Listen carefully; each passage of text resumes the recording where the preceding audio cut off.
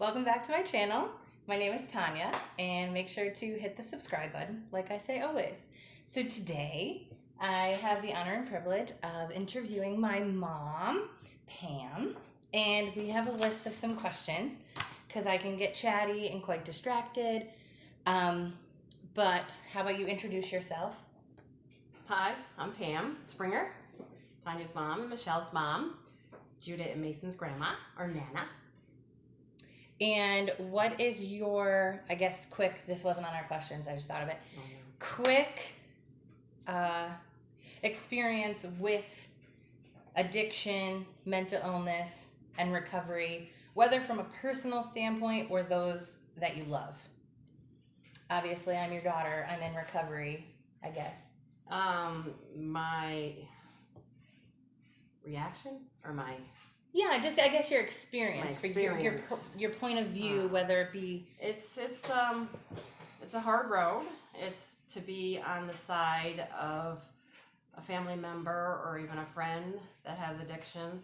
You're helpless. You don't know what to do, and with someone with codependency, you try to fix everything, and it's kind of hard to fix everything. So, with anger, mental issues, or any kind of addiction, it's really hard to just be sitting on the side and be still and not take it over.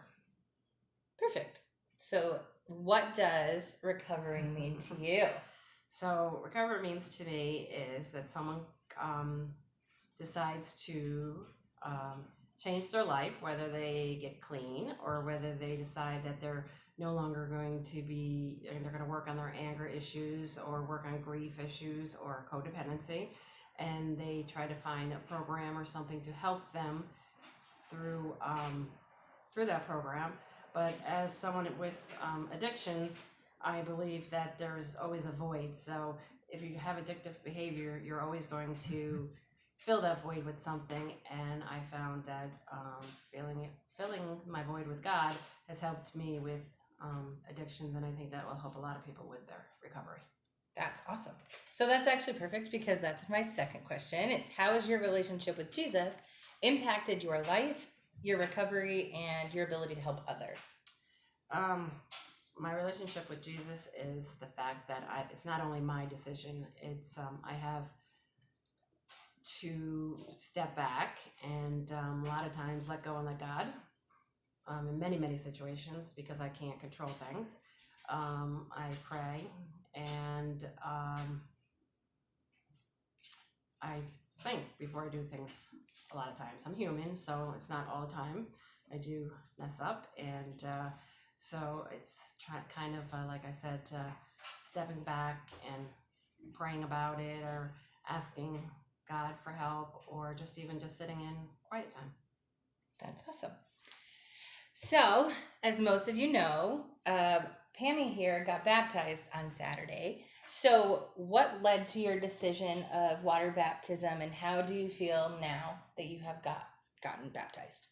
Okay, so a couple of months ago, I went to see that movie, and I know it wasn't advertised anywhere, but if anybody gets to see it, I would advise you to see it. It's an interview with God. And typically, I thought it was a real interview with God, and the man doing the interview thought it was too, but it wasn't. It was this man needed help. He was struggling with things, his marriage, his life in general, affairs and stuff like that. So watching that movie, it made me think twice of, am I really doing what I need to do for salvation? Am I where I need to be at? So that was my first thought about it. And then with the trial and tribulations we're going through now, I'm asking God for prayers and help and healing. And so to be a servant, I figured that I'd recommit myself to Jesus. Nice. And you felt that water baptism was following in that obedience. Mm-hmm. Is there anything else that you would like to share? Anything that you feel is on your heart or that you want to bring up? I feel also with the baptism, or even not even the baptism, sorry, with my husband's illness and my illness, that with our prayer and our faith in God, that a lot of things have changed. A lot of healed relationships, a lot of just people just asking questions, and we're able to talk to other people and show where we are in our faith and our beliefs in God, and how we're waiting on God to show us what his plan is. I know that eventually he has a plan for us to show our testimony to others, and somebody else will be healed through what we've been through. That's great. That's it. Thanks. So, you guys, I have every intention of interviewing a lot more people. My mom was a little nervous, but she did it, and I'm proud of her. I just really want a lot of people's perspective, right? Because addiction and recovery and just even mental health and our relationship with Jesus is such a colorful issue.